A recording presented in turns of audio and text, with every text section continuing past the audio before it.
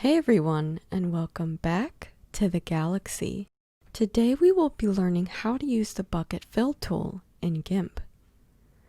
This tool allows you to create vast sections of color and patterns. First, I will select the Bucket Fill tool. To instantly use this tool, select the color you'd like here in the foreground. Then left-click on your canvas. The bucket tool will fill the active layer. Now let's look at some more options.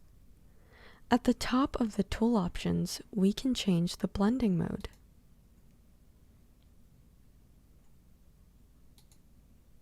Note that the blending mode of the tool will not trigger if you are filling a transparent area or layer.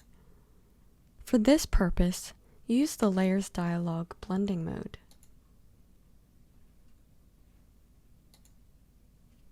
The blending mode will work if there's a previous color you are filling in, such as on an image.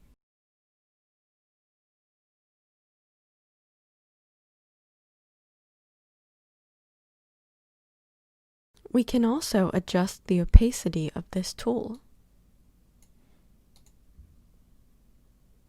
Under Fill Type, we can select between the foreground color, which corresponds to the top color here in the toolbox, background color, which corresponds to the second color here in the toolbox,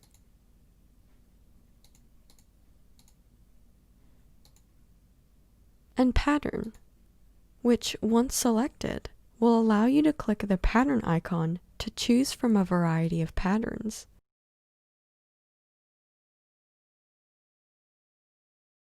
Note that you can click and drag the foreground color or background color onto a layer and it will fill it without needing to select the bucket tool. Moving further down, we can see a section titled Affected Area. Affected Area sets how the tool fills an area. Fill Whole Selection will fill the entire layer or an active selection. Fill Similar Colors will analyze the area you clicked and fill it based on similar colors. If a layer is transparent, this option will also fill an entire layer or active selection. Extra options are available for this mode. With Fill Transparent Areas ticked, the tool will look at the color you want to fill, as well as any areas that may have lower opacity. Sample Merged causes the tool to look at all visible layers. I can place my fill on a new layer by using color information from this image layer. Toggling Diagonal Neighbors causes the tool to analyze more information about colors of pixels in the area you are filling. I have linked more information about this option in the description if you are interested. Anti-aliasing deals with the edges of a fill. Unchecked, and the edges will look more uniform in color.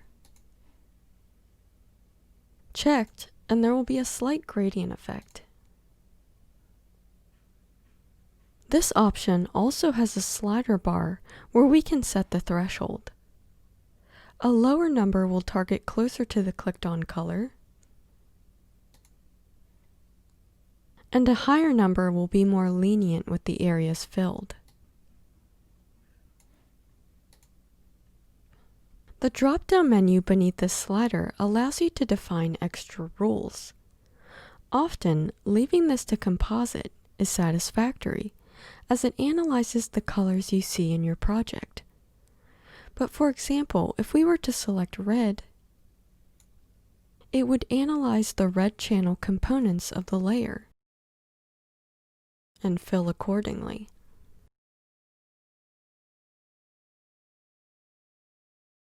I've also included a link in the description that goes into more detail about this option. Finally, we have Fill by Line Art Detection. which will analyze your canvas for line work and allow you to fill different sections.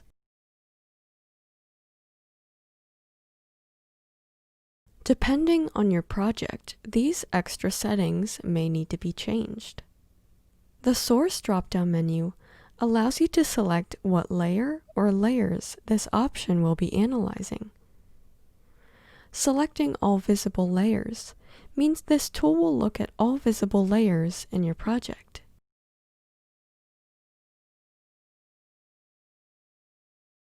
See how it uses information from both the Mandela, line work, and the dragon.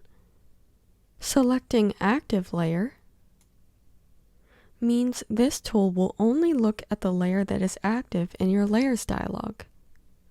So I will make sure my line art layer is active.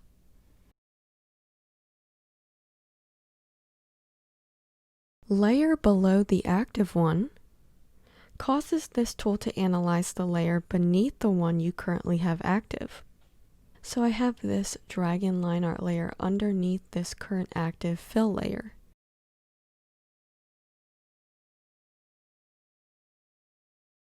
And the layer above the active one causes this tool to analyze the layer above the one you currently have active.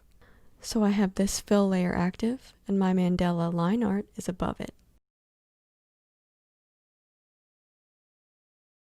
This source option is my preference, as you can have line work above your color layer, and it will neatly hide the edges of the fills. Now let's look at some extra options for this mode. Having Fill Transparent Areas ticked allows you to fill areas with low opacity. Feather Edges will cause your fill sections to have softer edges.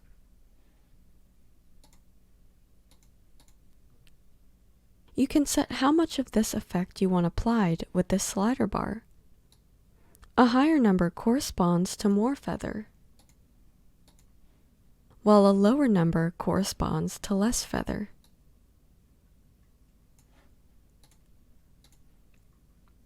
Maximum growing size determines how much the fill color will expand depending on where the line work is. This is best demonstrated if I return my source to active layer